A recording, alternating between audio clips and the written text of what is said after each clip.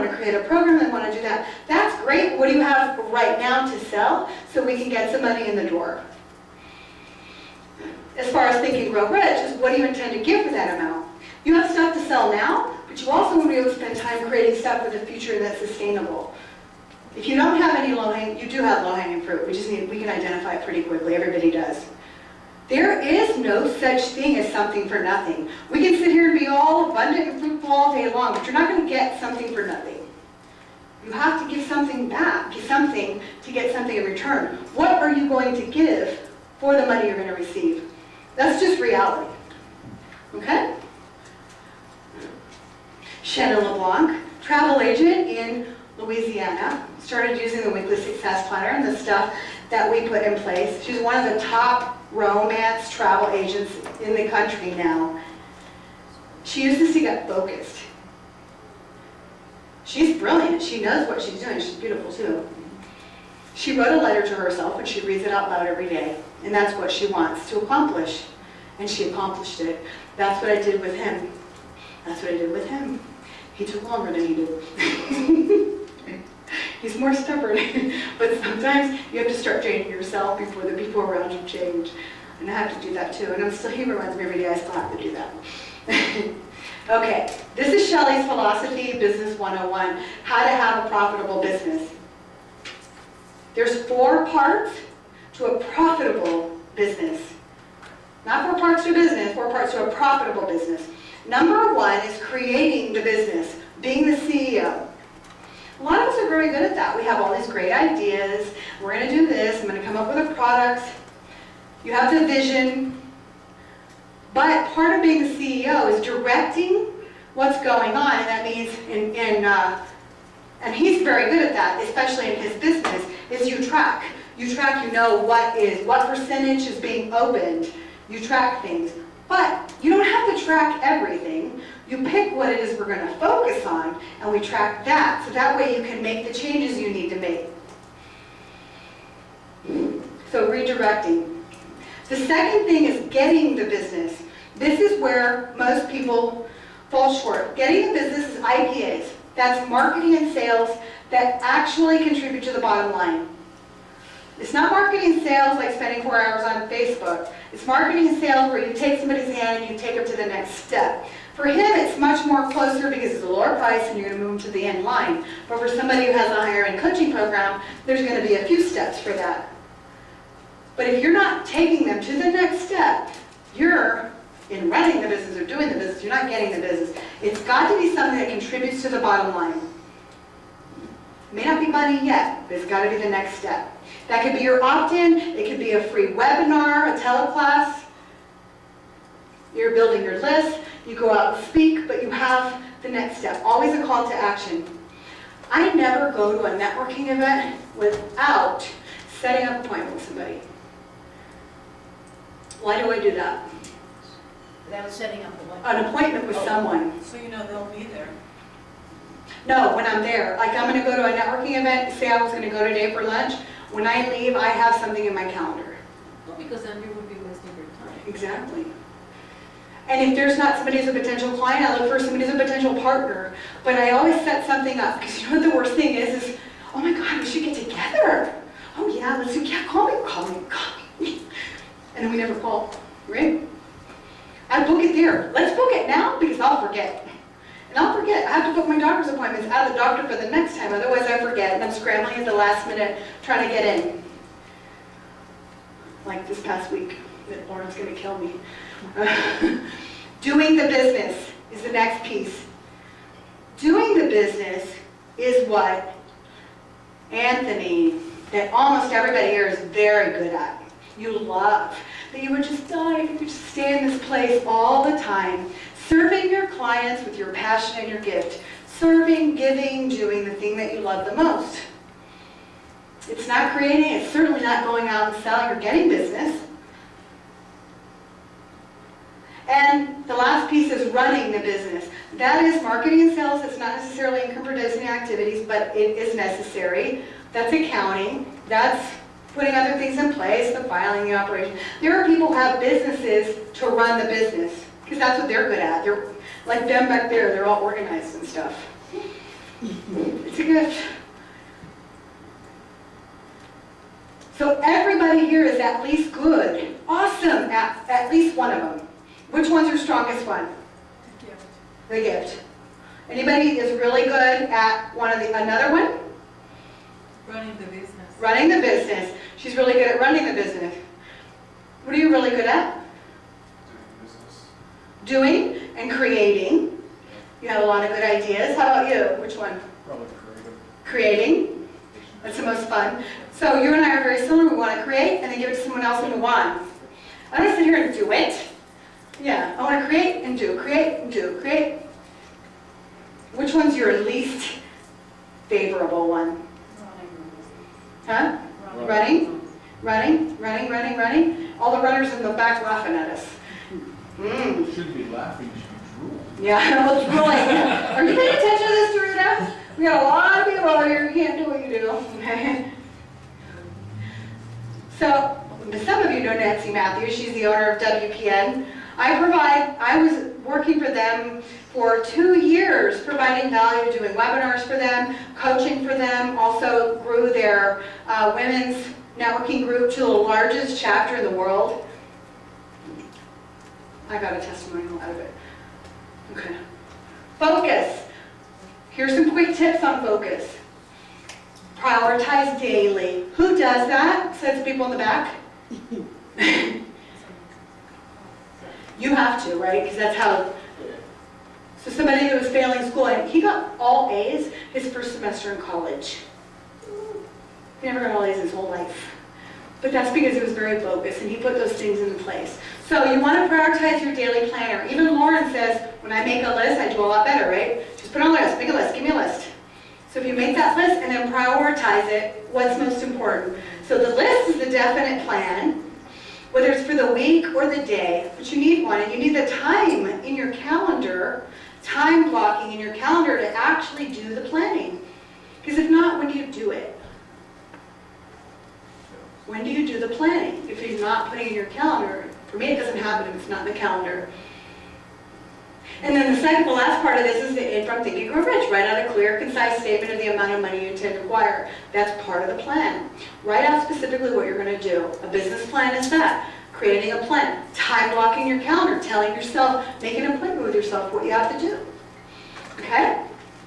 Is this good? Is this helping you? Mm-hmm. Valuable? Yes? Very. Okay. You've heard it 10 times. Doesn't matter. You start Still learn doing it. something new every time. What? Still learn something new every time. Thank you. This is one of my longest term clients. She actually wrote this after 3 months of being together. I can probably get some more from her. But Missy came to me. She's a pastor now. She's a real estate broker and in Michigan, and she was 52 years old and she was diagnosed with ADD. And she says, I started taking meds and my sales doubled. She said, then I couldn't find anything. It was sticky notes stuck to my butt, the dog's missing, all the files are missing. She couldn't keep up. Now she could focus, but she had no systems in place. Before, she couldn't stay focused to do anything productive. Now she's focused and she has no systems in place. What is she going to do? So we put systems in place for her. Within 3 months, she started making more money than she's ever made. And we changed her day off because Saturday or Sunday doesn't work, and we actually got her a day off. And then she went and fulfilled her lifelong passion to become a pastor. For 7 years, she tried to become a pastor, and she couldn't do it. She didn't have the time. Now she does it, and she preaches, and she's traveling around the country as well, preaching, which she doesn't get paid for. She uses the business to pay for her passion. And she realized, she says, I know God gave me my real estate to pay for this.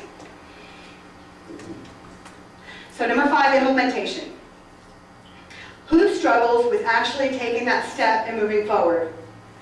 Anybody? Besides Anthony or, yeah, Caleb. Caleb, you're getting better at it. Do you have that problem, maybe? Yeah. Yeah, implementation. So how you show up for yourself is how others show up for you. So if you show up for yourself not very well, if you're not taking care of yourself, if you're not time blocking, if you show up for yourself late or not being responsible with your own money, or you show up for yourself in the mindset of I can't afford it if you don't make investments in yourself, and I'm talking about spending crazy, but things that are going to grow you forward, why would you expect people to do it for you? Last year, when my coach told me it was going to be $17,000 to work with her, I said, what? I was paying $400 a month before that. It was like a big jump. I said, I don't understand. Like, what happens if I can't pay this? I knew I was going to get the money. She goes, when you're in, you're in. That's not the answer I was looking for. I wanted her to go, it's okay. If you ever have a rough month, I will work it out with you. We'll be flexible. Don't worry. I'm here to support you. I'm going to hold your hand. That's what I thought she was going to say. So that's what I was going to say. I always said that. But you know what she said? She goes, let me ask you a question, Shelley. She goes, you have a lot of clients who fall apart halfway through coaching because they can't afford to pay you anymore, that they don't implement and they don't follow through? I said, yeah. She goes, until you stop being that person, you're going to keep attracting those people. I was like, ow, that hurt. That was a big eye-opener for me. I think 3 months later we had our first $20,000 month or $30,000 month, something like that. I never thought that was possible. I couldn't even fathom something like that at that moment. So write out the statement exactly what you want. Read it out loud every day, in the morning and at night. That's in Think and Grow Rich. But when you're reading it, believe it. See it, feel it. When I was saying that I am with the man of my dreams who loves me and respects me, 5. See it, feel it, as if you already have it. Something you already have in you.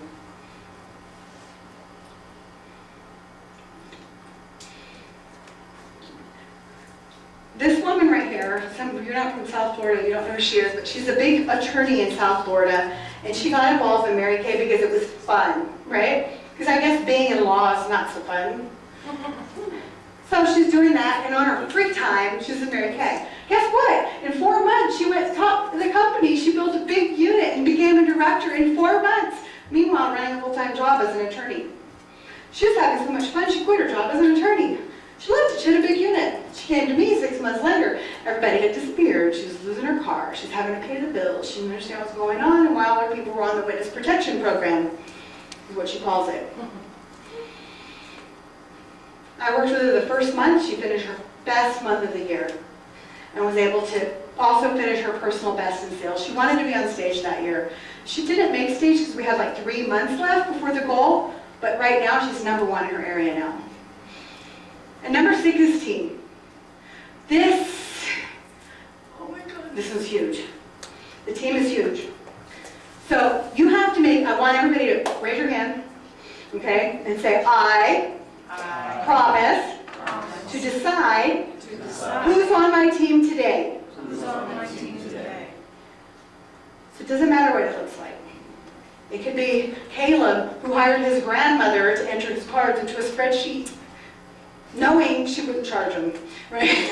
He offered her $15 an hour or something. She says, oh, Caleb, I'll do it. I won't charge you. Caleb was smart enough to know that he needed a team to do that. He was never going to enter the cards into a spreadsheet. He knew that. So why do we try to do everything ourselves? She's good at doing that stuff. She's good at doing that stuff. The rest of us, his are in his pocket, and his pants have been washed since then, right? So you've got to have a team. You have to know who's on your team, and you have to pick people. I'm going to say that, and it's easy for me to say right now because those other people are not here anymore. But you have to pick people. You don't hire people because they're cheap or because you like them. Because that's what you're going to get. You hire them because they're good at what they do and they're going to add value to the bottom line. And you have to take that chance if you know that they're good at that. You have to know what it is that you do that takes longer because you hate it or because you don't have time to do it, or things that you're not doing because you don't have time or you hate it. Or if you're like me, you're kind of good at a little bit all of it. I'm the worst one of all because I know how to do all this stuff. I know how to set up webinars. I know how to do Infusionsoft. I know how to do this. I know how to do it better than a lot of people on my team. But I get impatient and I do it myself. That's the worst one of all. They're harder to manage, I'm sure. So you got to know what people are good at. Lauren is not doing Infusionsoft. Lauren learned how to do Infusionsoft in 1 day, but we have somebody who just does Infusionsoft. That's all they do. She charges 4 times more than the person who's doing it before. She does it in 1/8 of the time that the person used to take. And you get stuff done like that. But that was hard for me to imagine, say going from 15 an hour to $50 an hour, I can't pay that. I couldn't see it. But when somebody who does it $50 an hour in 15 minutes and the other one takes 2 freaking weeks, there's a big difference. But you don't see it because you hire people because you liked them or because they were cheap. You have to make a commitment to yourself, even if it's 2 hours a week. If there's something that you're not doing, like me is picking up prescriptions, I don't do it. I would rather be working with a client, getting new business, and let someone else go do it, because that's going to take me 2 weeks to do. Or making follow-up calls that have nothing to really do with building my business. Hello? Like, did Rita cut me off already? Okay. So write down the one thing that you do that takes you longer because you hate doing it, or you're not good at it, or you procrastinate. What would that one thing be? It could be simple. It could be mowing the lawn. For me, it's cleaning the bathrooms. Finally, I got someone that's good looking, does a good job. Dan's finally happy. He didn't like them because they weren't either not attractive or didn't clean very well. Now this one's really pretty and good, does a good job. What is the thing? What's the one thing? Budgeting and finances. Budgeting and finances? What piece? Name one thing. One task. Entering my expenses on QuickBooks. I can't Entering do that. expenses on QuickBooks. So budget and finance is big, right? But somebody to enter your expenses on QuickBooks, is everything connected automatically? And do they just need to be coded? I can't even. Right. You asked me that and I just did. That's, my business partner does that. She was speaking, stop. Okay. Exactly. What's your one thing? I'm good too. Did you know that I could get that set up for you? And it would probably cost you less than $25 a month for somebody to do that. And what kind of stress would that come off of you? A lot. Right. Yeah. That's that one thing that weighs you down, that keeps your brain, keeps you paralyzed because you're thinking about it at night. But I'm good too, or not? No, one thing you need to get off your plate. We need to find somebody to do that one thing. Statistics. What does that mean? Statistics like everything related with market research. I am marketing, but market research is to do things that you have to do graphics, analyze the market. Give me something specific though. What one specific thing do I need to get somebody else to do if you could wave a magic wand? That one that I said, when I have to do a market research to see a specific product, specific service, and I need someone to do a Is this for real estate or something else? No, my background is in marketing. and Right. business. Mm-hmm. But for real estate, I would say for real estate or for marketing? You tell me, what's the one thing that's taking you longer than it should because you either hate it, you procrastinate, or you're not good at it? That if someone else did, it would free you up to do something better to build your business. What's that one thing? It could be bathrooms, doesn't it? Accounting? What kind of accounting? Be specific. What would that be? Balance sheet, everything that has to do with data entry, those kind of things. Is it getting done now? I am good in that, but I don't like it. Okay. Is it caught up? It is? Mine is all in a box. Yeah, well, we know that. You're like, I don't know. Here. Product creation. Product creation? Yeah. You need to be in my program, son. You got a free invitation. You kind of like grandfathered in. What's the one thing that you would do? What? Mothered in, yeah. What's one thing you'd get somebody else to do that you know that if someone else was doing, you'd be able to grow your business? Even in the current job you have. Getting leads. How are they going to do that? Just go in your pocket. Right? Get the business cards. No, I'm serious. If I said, I got a lady outside and I'm going to give you 1 free hour and she can do anything you want, that's legal. And I know how old you are. So she'll do anything you want for 1 hour that you can use her for, and she can do it, and you said will help you move your business forward, what would it be? Clean Clean what? house. Is that going to make you move your business forward? That'll help me. That'll help me. Will it? Yeah. Okay. How how do you think that would make you move forward? Something I'll have to think about. It's because of your brain? Okay. You have to think about that, right? Okay. What about you? It's actually three things. Okay. One is a housekeeper Mm-hmm. who cleans the house, prepares the meals, somebody to do our lawn work for us, and then also there's a bunch of repetitive tasks that I need to do with Twitter management that they just have to sit and click. Mm-hmm. And so I'm sitting and clicking for hours on time, and I can get somebody else to be able to do that. Fiverr.com. Maybe, maybe not, No, just but, if, no, you never trust anyone. it just depends. Fiverr's good for some things and not, and you have to find someone to trust. So out of all those things, what do you think would be the number? What's the quickest, easiest fix? Probably the housekeeping, so. Housekeeping? So if you got a housekeeper, what difference is that gonna make for you? But both Carol and I will have more time to be able to focus on the business and Mhm. do the things, and that will free her up, that I can delegate some of the other things to her, and I can make the most money. So if someone came to clean your house once a week, that you spent $150 on, $100, and you delegated stuff to her, what could you do that's gonna increase your income?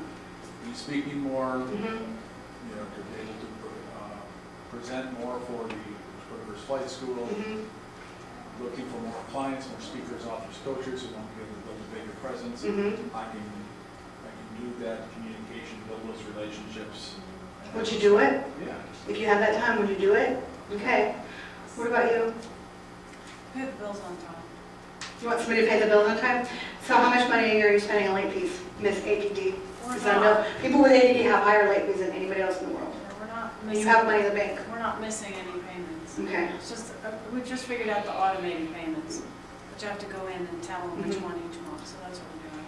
So how much time would that take away from you?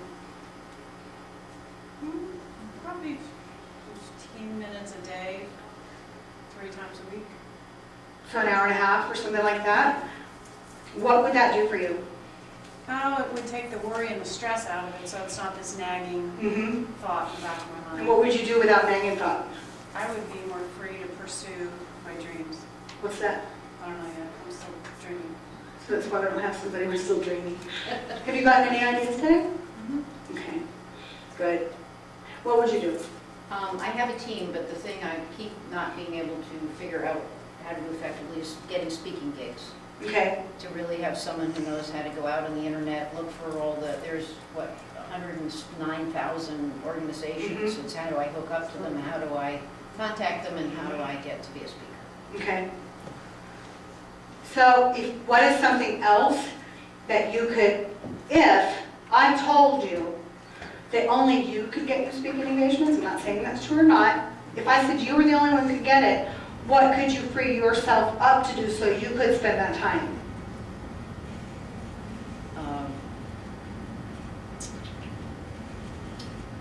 I don't even, I mean, I have a team, so I don't know what else I would do. I mean, I have someone to do, you know, who's rebranding me. I have someone who's an AV, you know, a VA rather. I have someone who helps me, you know, edit. So maybe having that person come more than once a week to my house. Well, what do you spend your time doing where if you had an extra hour a day, you could focus on getting speaking engagements?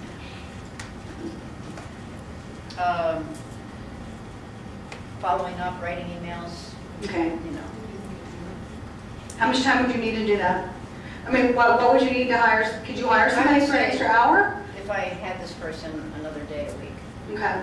you know, then that would give me the time. Because just don't we know can where to go. create speaker sheets, right? Guys, and this is a fact. You can create speaker sheets. You can have somebody go out and do the research for you, but you still, it's almost impossible for somebody to do the applications because everyone is so unique that they have to turn it back over to you first. They can fill them out in general. Sometimes I'll find one and I'll go send it to Kitty and go, fill this out to the best of your ability and the knowledge, send it back to me and I'll fill in the holes. But I still have to pick up the phone or somebody has to call for me. I need to because just get the first part. Where do I Right. find the speaking gigs? it's a lot of searching. But if somebody doesn't own the process, they're not going to search. My last assistant who did that for me, she got herself speaking engagements. And I went to a group that had 13 people and 2 of them were walkers. That's where she sent me. That was 40 miles away. And they were all like 70, 75 plus. Wow. They don't own it.